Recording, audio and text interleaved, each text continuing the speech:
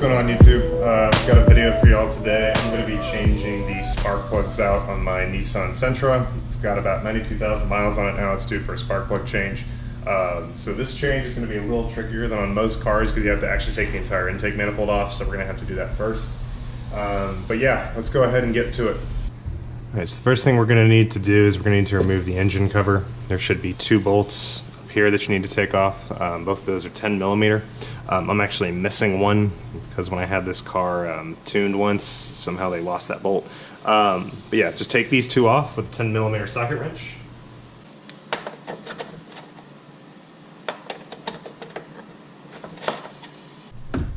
And then with both of those bolts removed, you should be able to remove this cover. It's clipped in the bottom here. You just kind of need to pull up on both sides. It's clipped right there.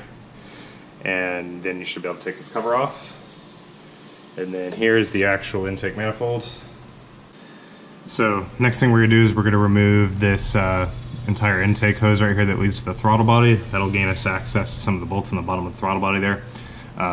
First thing you can do is you can go ahead and unclip this fastener right here. I'm just using a set of pliers.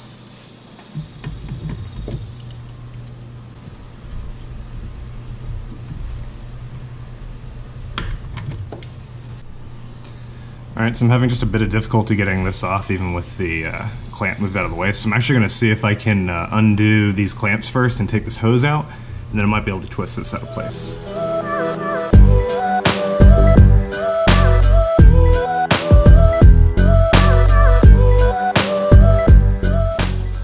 Alright, these should be loose enough now to remove.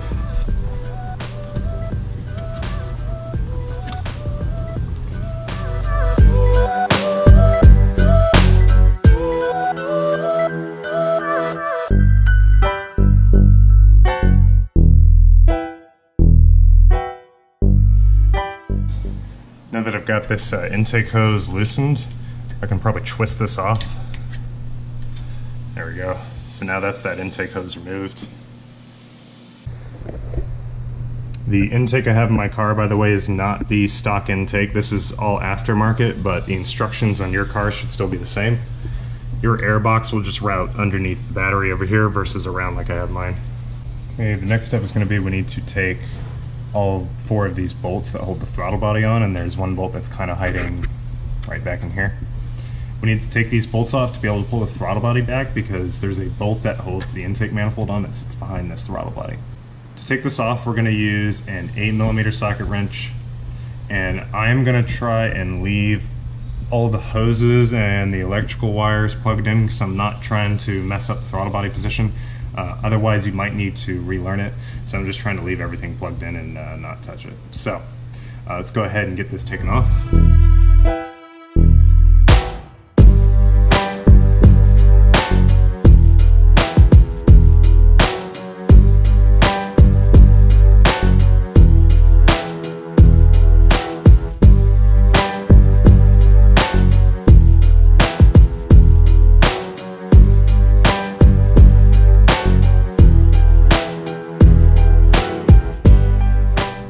That's the throttle body disconnected now. You see that it's loose.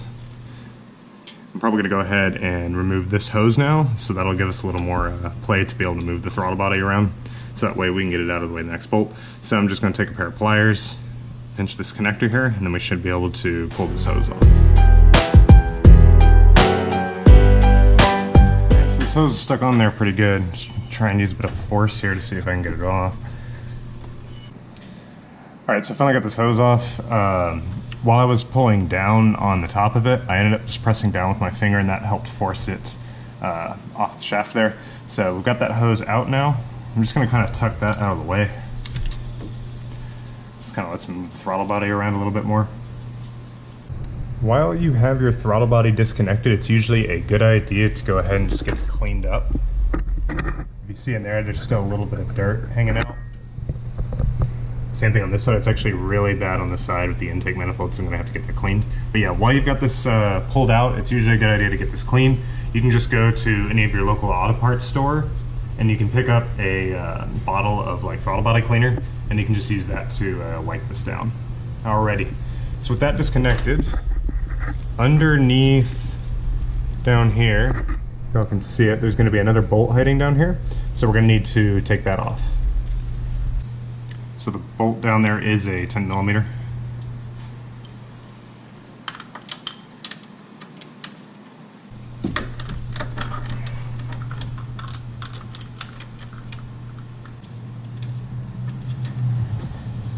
So there we go. And while we're on this side, we want to go ahead and unplug this connector right here. There's a little tab on this side. You should be able to just push down and pull that off. There we go. Set that aside. And then we're pretty much done on this side. Let's go ahead and go to the passenger side. So on this side, there is another 10 millimeter bolt that's sitting right just down here. It's this bracket. From what I've heard, it's easiest just to go ahead and take off the bottom part of the bracket rather than taking off this nut right here. So we'll just go ahead and take that one off. Good news is we did manage to get the bolts loose. So this should be able to just come off now. Alright, now we'll need to go ahead and remove the hose here. This hose actually leads into the crankcase, if I'm not mistaken, and it allows the pressure buildup to be able to be released. Down in here, might be a little difficult to see, but there's a little clamp. We'll just use our pliers again. Grab onto that clamp. And we should be able to pull the hose up. There we go. So that's the hose loose now. Actually, I think there's one more hose sitting back here that we also need to disconnect. So I'll go in with the pliers.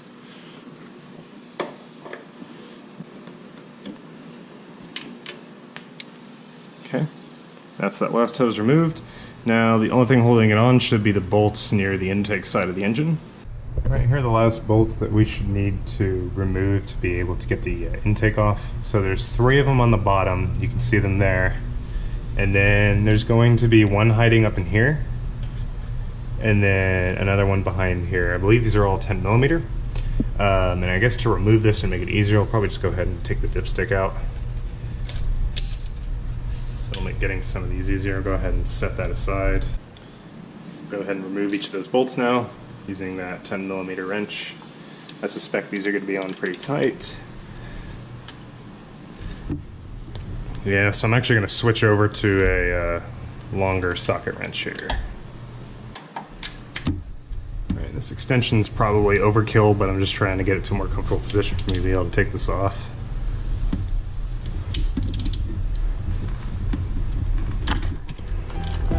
There we go.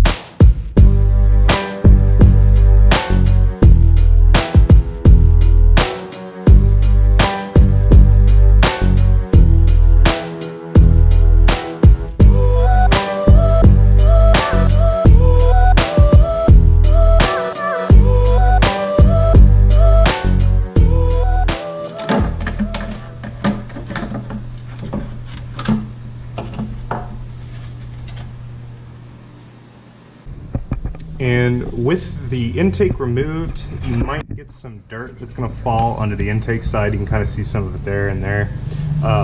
You're going to want to go ahead and wipe that stuff out just because you don't want that being sucked into the engine. So let's go ahead and get that wiped out, and then we can continue with the spark plug change. Okay, and the next thing we'll need to do is undo all 4 of these plugs. Should be able to push down on the top tab here and hopefully be able to break these loose.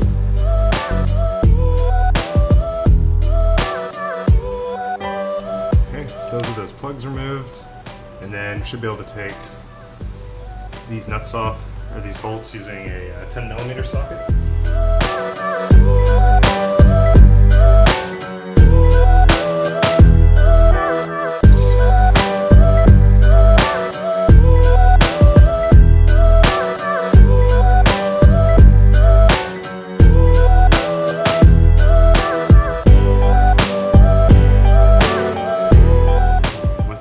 goes removed, we're supposed to be able to just pull these out. There's one.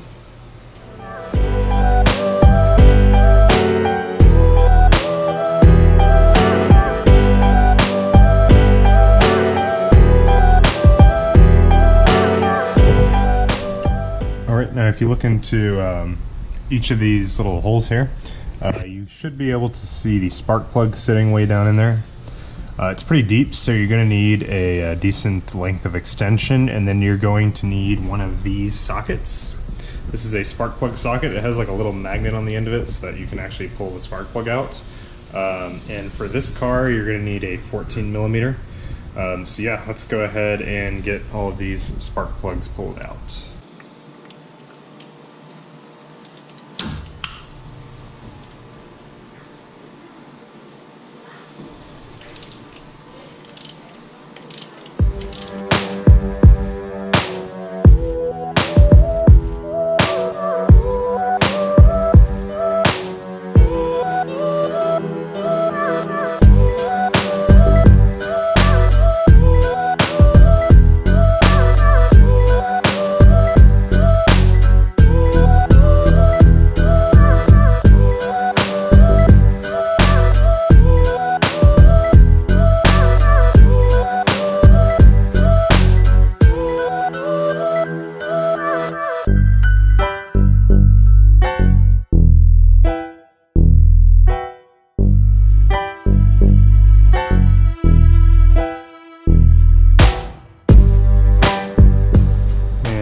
Here's a side-by-side comparison of those two spark plugs. They look different, slightly different size. That's just because of the perspective here. But I mean, you can see that the spark plug here has kind of gotten a little corroded, so that gap has widened over time, whereas we've got a smaller gap on this one. So it's usually good to kind of replace these. I think the manufacturer recommends every like 90,000 miles or something like that. I'm not entirely sure, but it's definitely time to get these changed out. So let's go ahead and put in the new spark plugs. Now, with these spark plugs, it is very important that you do not touch the end of this because that can ruin the spark plug. So I'm using some latex gloves to be able to handle this side, and I am not touching the tip at all, because that thing is spaced to a certain distance, so we don't want to mess with it. We don't want to get any oils on it. And then I'm just putting the socket on this side, and then we should be able to just drop this in and get it hand tight to start with. And I'm going in very gently because I don't want to damage this thing when it hits the bottom.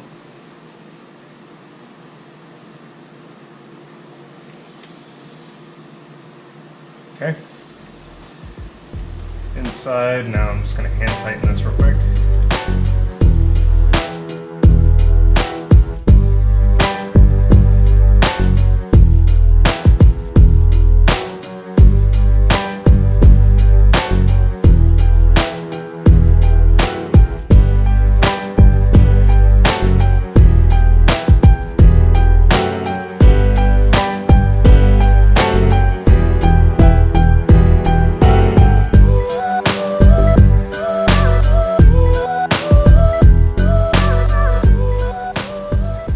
I've also got some of this dielectric grease that I'm just going to put here. Sort of goes a little bit on the inside of the boot there.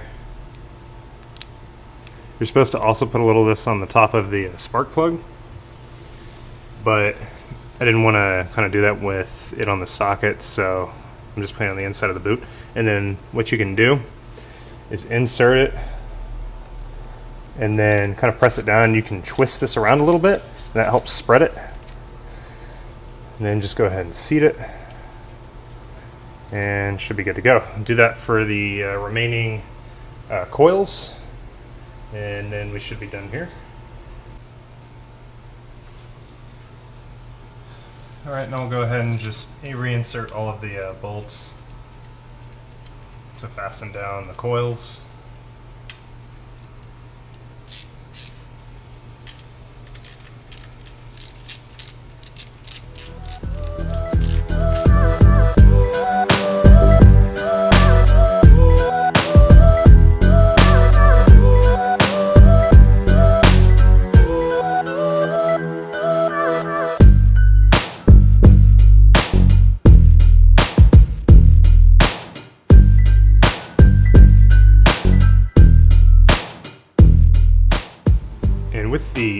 intake's still off, you have a rare opportunity to try and clean underneath the intake and the engine cover a little bit. It gives you easier access to the throttle body, so if you want, you can try and clean that up. You can also try and clean everything towards the back of the engine bay. So I'm probably going to go ahead and do that right now while the intake is off, and then afterwards we can go ahead and reinstall the intake.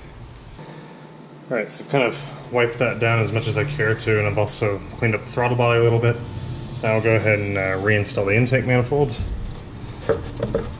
And it's easiest if you bring it in from the bottom and then sort of pull the top over so it sits about in place. Now I'm going to go around and start putting in some of the bolts, but I'm only going to start them off loosely. I'll do the two that are going to be in the back here first, and then I'll go ahead and get the bolts done on the actual intake headers here. So let's go ahead and reinstall the bolts.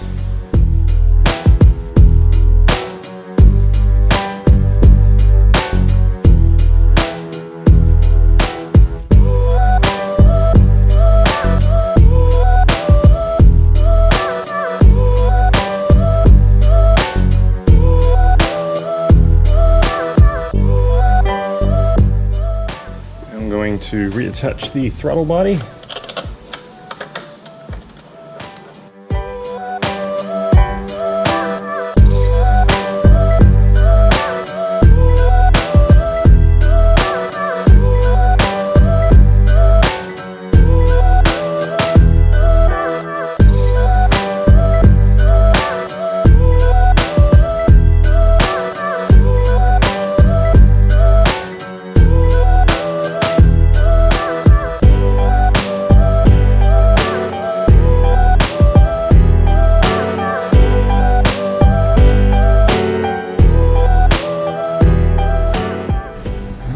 And that is the headers and the throttle body reinstalled. So now we are going to need to reattach the post MAF tube.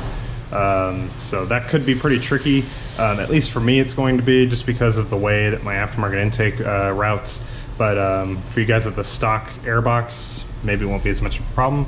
But let's go ahead and reinstall that tube.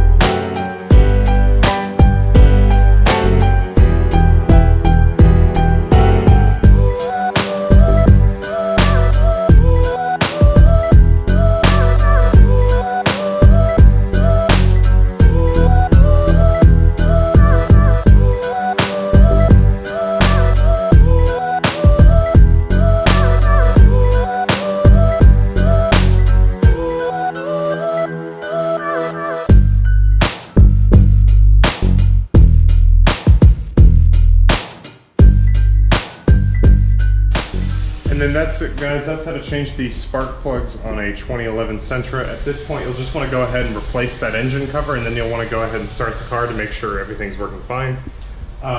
If the car sounds unusual at all, or if it seems to be idling at a wrong RPM, if it's, say, idling at a 2,000 RPM or something like that, you might need to take the car in to have it checked, because at that point there might be something with the spark plugs. Or if you have a rough idle, it might have been something with the throttle body, the position might be off, so you'll need to get that reprogrammed.